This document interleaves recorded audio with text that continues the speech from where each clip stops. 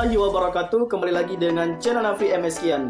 Pada video kali ini Nafri akan membahas pembahasan seputar pertanyaan Syarhil Quran yang dikirim oleh beberapa teman-teman pecinta Syarhil Quran.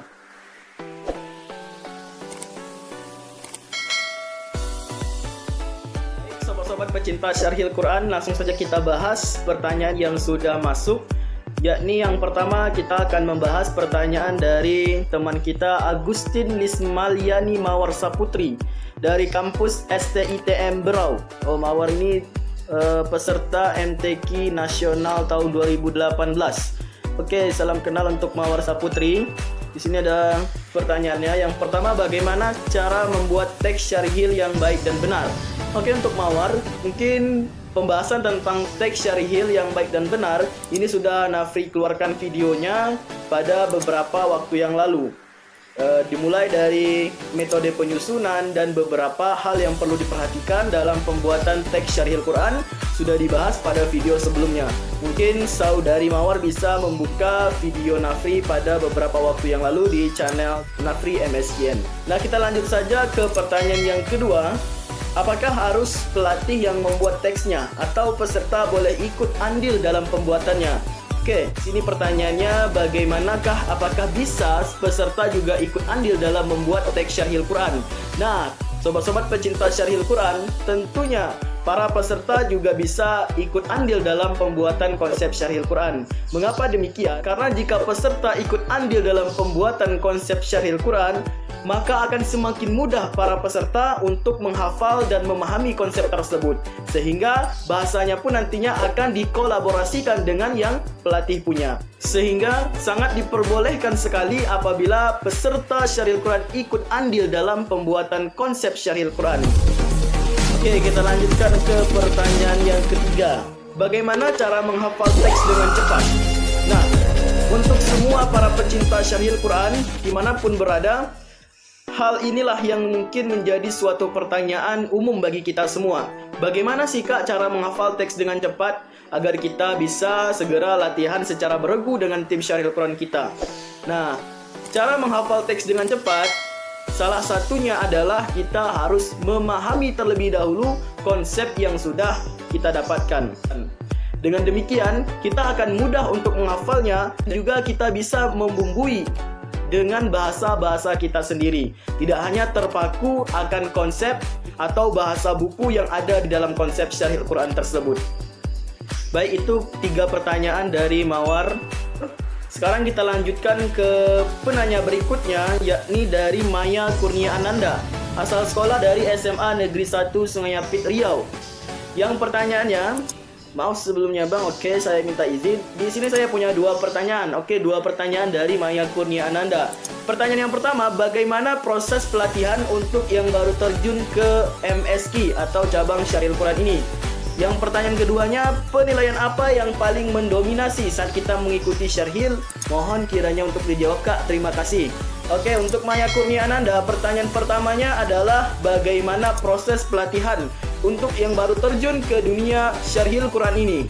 Nah, untuk yang baru terjun ke dunia syarhil Quran, tentunya di setiap tempat pembinaan, tempat pelatihan, dan serta para pelatih pun memiliki metode dan caranya masing-masing dalam memberikan pengajaran kepada para peserta didik syarhil Quran. Untuk proses pelatihan yang baru pertama terjun ke dunia syarhil Quran ini, tentunya akan diberi pengetahuan terlebih dahulu sebelum diberikan pelatihan lebih lanjut. Nah, yang kedua, setelah diberikan pengetahuan, maka peserta dari syarhil Quran ini akan latihan vokal. Mengapa kita harus latihan vokal? Karena syarhil Quran modal utamanya adalah vokal. Sehingga dengan pelatihan vokal tersebut dapat mematangkan vokal dari peserta syarhil Quran tersebut. Dan yang ketiga, untuk para peserta syarhil Quran yang baru terjun di dunia MSki ini, nantinya para pelatih akan memberikan konsep syarhil Quran dan akan dipersilahkan untuk memahami isi dari konsep syarhil Quran tersebut. Setelah memahami konsep syarhil Quran tersebut, maka peserta tersebut akan ditugaskan untuk menghafal konsep syarhil Quran tersebut. Nah, setelah konsep syarhil Quran dipahami dan dihafalkan, maka para peserta syarhil Quran nantinya akan disatukan dalam satu tim syarhil Quran. Nah, setelah timnya terbentuk, maka latihan selanjutnya adalah melakukan aplikatif latihan secara beregu. Baik, kita lanjutkan ke pertanyaan kedua dari Maya Kurnia Ananda. Penilaian apa yang paling mendominasi saat kita mengikuti Syarhil Quran? Nah, jika ditanyakan penilaian yang paling mendominasi, ini juga sebenarnya tergantung dari pihak penyelenggara dari cabang Syarhil Quran ini, atau tergantung dari kesepakatan Dewan Hakim atau Dewan Juri. Untuk yang biasa kita temukan, nilai yang paling mendominasi itu terdapat pada pensyarah. Nilai pensyarah bisa mencapai maksimal 40 poin, sedangkan nilai tilawah dan sari tilawah itu berkisar 30 poin. Baik, demikian tadi jawaban untuk pertanyaan dari saudari Maya Kurnia Ananda. Sekarang kita lanjutkan ke penanya berikutnya, yakni Zudia Fatia dari SMA Negeri 2 Sungai Apit. Untuk Zudia ini juga memiliki dua pertanyaan. Pertanyaan yang pertama, jika dilihat dari segi naskah, apa yang membuat naskah syarhil kita tersebut akurat atau sesuai dengan kriteria? Nah, untuk Zudia, pertanyaan yang pertama ini langsung saja saya jawab. Nah, sebenarnya dalam konsep syarhil Quran itu sendiri belum ada patokan atau juknis yang menyatakan konsep syarhil Quran tersebut harus begini dan begitu. Akan tetapi, dalam penilaian konsep syarhil Quran tentunya memiliki sistematika penilaian dalam sebuah konsep syarhil Quran. Dan ini juga berdasarkan kesepakatan dari Dewan Hakim atau dari panitia penyelenggara lomba syarhil Quran tersebut. Akan tetapi, sebagaimana yang kita ketahui, secara umum, konsep syarhil Quran harus tersusun secara sistematis. Dimulai dari pendahuluan atau pembukaan, ada ayat Al-Quran, ada tafsirnya, ada permasalahannya, serta ada fakta-fakta yang berkaitan dengan kasus yang diangkat dalam sebuah konsep syarhil Quran. Dan yang terakhir ada benang merah atau kesimpulan dari permasalahan yang dibahas dalam konsep syarhil Quran tersebut. Baik, saya akan menjawab pertanyaan kedua dari Zudia ini. Hal unik yang menjadi daya tarik atau ciri khas suatu tim syarhil Quran tersebut tentunya harus berdasarkan kreativitas dari tim syarhil Quran itu sendiri.